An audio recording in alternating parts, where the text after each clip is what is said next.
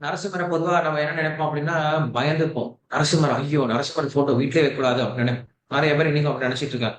Narasimhar photo வீட்லயே வைக்கக்கூடாது அப்படின்னு நெனச்சிட்டு இருப்பாங்க. நரசிம்மர் ஃபோட்டோ யார் வீட்ல வைக்கக்கூடாது அப்படின்னா, ஹிரண்யகசிபு போல இருக்கவங்க வைக்கக்கூடாது. நரசிம்மர் யாருக்கு எதிரியா இருந்தார் அப்படின்னா, ஹிரண்யகசிபு போன்ற அசுரருக்கு தான் எதிரியா இருந்தார்.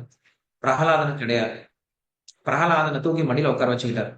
உச்சி முகுந்தார். அவன்கிட்ட சந்தோஷமா பேசினார்.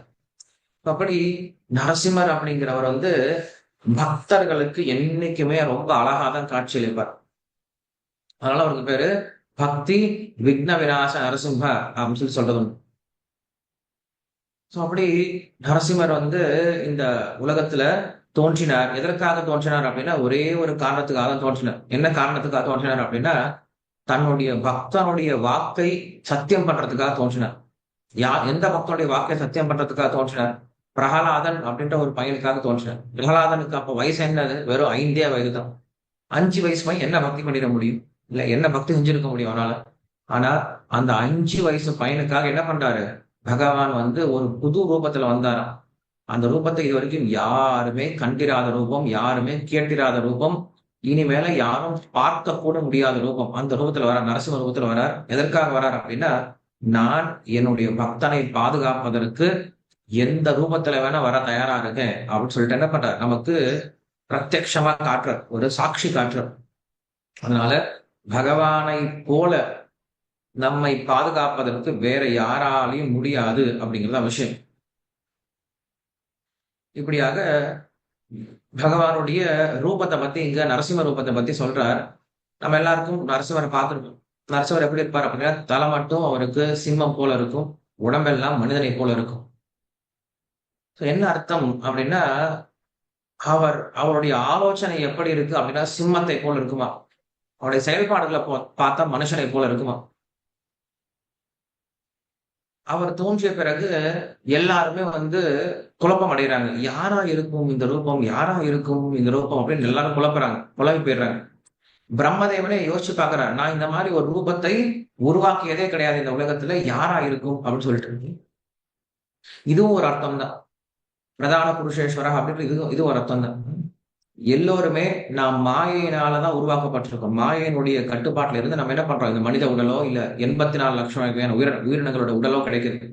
ஆனா கிருஷ்ணனுடைய ரூபம் இருக்கு இல்லையா? நரசிம்மரா வந்தாரு இல்ல, அந்த ரூபம் அப்படிங்கிறது மாயைக்கும் அப்பாற்பட்டது. கிருஷ்ணன் தன்னுடைய சுய இச்சையினால தோன்றுகிறார். அதான் நரசிம்ம ரூபம் அப்படின்னு சொல்றோம். நரசிம்மர் நமக்கு இது ஒரு சுவாரஸ்யமான விஷயம் சொல்றாங்க. நரசிம்மர் ஏன் வந்தார் அப்படின்னு கேட்கும் பொழுது, பிரம்மாவுடைய சத்தியம், பிரம்மாவுடைய வாக்கை காப்பாற்றுவதற்காக நரசிம்மர் வந்தார் அப்படின்னு சொல்றது உண்டு. ஏன்னா ஹிரண்யகசிபு வந்து வரம் கேட்டிருக்கான். என்ன வரம் கேட்டிருக்கான்? நான் வந்து இங்க சாகக்கூடாது, அங்க சாகக்கூடாது, இப்படி சாகக்கூடாது, அப்படி சாகக்கூடாதுன்னு சொல்லி நிறைய வரம்லாம் கேட்டு வச்சிருந்தான். உங்களுக்கு கதை கேட்டிருந்தவங்களுக்கு தெரியும். நரசிம்மனுடைய கதை கேட்டதா தெரிஞ்சிருக்கும் உங்களுக்கு. பிரகலாதனுடைய கதை கேட்டா தெரியும். அவன் கடும் தவம் பண்றான். தவம் பண்ணிட்டு நான் இப்படிலாம் சாகக்கூடாதுன்னு வரம் கேட்டு வச்சிருக்கான். சோ அதை பண்ண என்ன பண்றாரு? பிரம்மதேவன் அந்த வரத்தை கொடுத்துட்டார். இப்ப என்ன பண்ணிருக்காரு? நரசிம்மரா வந்து அந்த வரத்தையும் பாதுகாக்கணும், அதே சமயத்துல ஒண்ணு கொல்லவும் செய்யும். அப்ப பிரம்மாவுடைய வாக்கை சத்தியம் பண்ணிட்டே நரசிம்மர் பிறந்திருக்கார், தோன்றியிருக்கார் சொல்லி சொல்றாங்க. ரெண்டாவது நாரதர். நாரதர் சொல்லி வரம் கொடுத்திருக்கார். இவங்க வந்து பகவானை அடைவது உறுதி, பகவானால கொல்லப்பட்டு இவங்க அடைவது உறுதின்னு சொல்லி சொல்லப்பட்டிருக்கார். சோ அந்த நாரதருடைய வாக்கை சத்தியம் பண்றதுக்காக நரசிம்மர் தோன்றினார் அப்படின்னு சொல்லி சொல்றது உண்டு. 2 அர்த்தம். மூன்றாவது பிரகலாதன் சொல்றான், இந்த தூண்ல இருக்கானா அவங்க விஷ்ணு அப்படின்னா இந்த தூண்ல இருக்கார் அப்படின்னு சொல்லி சொல்றார். அந்த அந்த பிரகலாதனுடைய வாக்கை சத்தியம் பண்ணுவதற்காக என்ன பண்றார்? நரசிம்மர் தோன்றினார் அப்படின்னு சொல்லி சொல்றது உண்டு. 4வது விஷயம் ரொம்ப ஆழமான விஷயம். இது ஒரு சிலருக்கு புரியாம கூட போலாம். பட் கேளுங்க.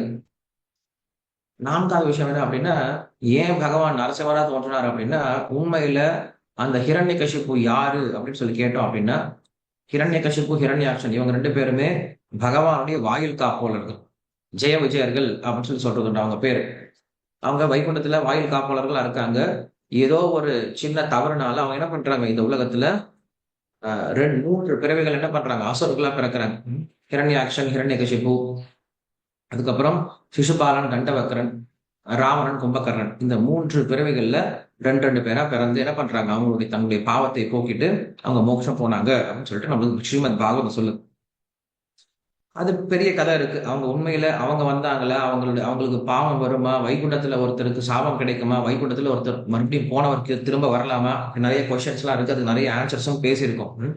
பட் நம்ம என்ன புரிஞ்சுக்கணும் அப்படின்னா, பகவான், நான் என்ன சொன்ன, முதல்ல பிரம்மாவுடைய வார்த்தையை சத்தியம் பண்றதுக்காக நரசிம்மரா வந்தார். 2வது நாரதுடைய வார்த்தையை சத்தியம் பண்றதுக்காக நரசிம்மரா வந்தார். 3வது பிரகலாதனுடைய வார்த்தையை சத்தியம் பண்றதுக்காக வந்தார் அப்படின்னு சொல்லி சொன்னேன். இத 3 தாண்டி இன்னொரு ஆன்சரும் இருக்கா. என்னது அப்படின்னா, ஹிரண்யகசிபு வரம் கேட்டான் இல்லையா? என்ன தெரியுமா வரம் கேட்டிருக்கா? நான் இந்த உலகத்துல படைத்த யாராலையும் சாகடிக்க கூடாது, என்னை யாரும் சாகடிக்க கூடாது அப்படின்னு வரம் கேட்டிருக்கான்ல. என்ன காரணம் தெரியுமா? அவன் கிருஷ்ண பக்தனா இருக்கிறதுனால, அவன் வைகுண்டத்துல இருந்து வந்ததுனால அவன் சொல்றானா, என்ன சாகடிக்கணும் அப்படின்னாலும் உன்னாலதான் சாகடிக்கணும், மத்த யாரும் என்ன சாகடிக்க கூடாது. அதனால அப்படிப்பட்ட ஒரு வரம் கேட்டு வாங்கிட்டாராம். நம்ம இந்த மாதிரி யோசிச்சே பார்த்திருக்க மாட்டோம்.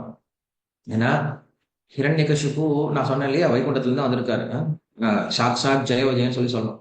சோ அப்படி பகவானுடைய நித்தியமான சகாவா இருக்கிறதுனால அவர் நினைக்கிறாரு, என்னை யாராவது கொல்லணும் அப்படின்னா அது பகவானை நீ கொல்லு. எனக்கு ஆசீர்வாதம் கொடுக்கறதா இருந்தாலும் நீ தான் கொடுக்கணும். என்னை கொல்றதா தான் நீ தான் கொல்லணும். என்னை மத்தவன் யாரும் தொடவே கூடாது அப்படின்ற எண்ணத்துல கேட்டார் அவர். நான் ஆகாசத்துல சாகக்கூடாது, தரையில சாகக்கூடாது, தண்ணில சாகக்கூடாது அப்படின்னு கொஸ்டின் கேட்டிருக்காரு. அப்படின்னு என்ன தெரியுமா அர்த்தம்? நான் ஏன் அனாத மாதிரி அங்க சாகணும்? உன்னுடைய மடியில சாகணும். நிறைய பேர் இந்த மாதிரி கேட்பாங்கல்ல, அம்மா நான் உன்னுடைய மடியில உயிரை விடணும்னு சொல்லி நிறைய பேர் எல்லாம் கேட்டு இருப்பாங்கல்ல. அது போல அவன் சொல்றானா, நான் இறக்கணும் அப்படின்னா உன்னால கொல்லப்படணும், உன்னுடைய மடியில இறக்கணும் அப்படின்னு சொல்லி சொல்றான். அதுக்கப்புறம் எனக்கு இந்த ஆயுதங்களால சாகக்கூடாது, அந்த ஆயுதங்களால சாகக்கூடாது அப்படின்னு சொல்லி சொல்றான். உண்மைதான். நான் உன்னுடைய பக்தனா இருக்கிறதுனால நான் ஏன் மற்ற ஆயுதங்கள்ல சாகணும்? உன்னுடைய உடலால நான் கிழிக்கப்பட்டு உன்னுடைய கைப்பட்டு நான் என்ன பண்ணணும், இறக்கணுமே தவிர மற்ற ஆயுதங்கள் என்ன கொண்டு நான் தூரமா எங்கேயும் செத்து போயிடக்கூடாது அப்படின்னு சொல்லி சொல்றான்.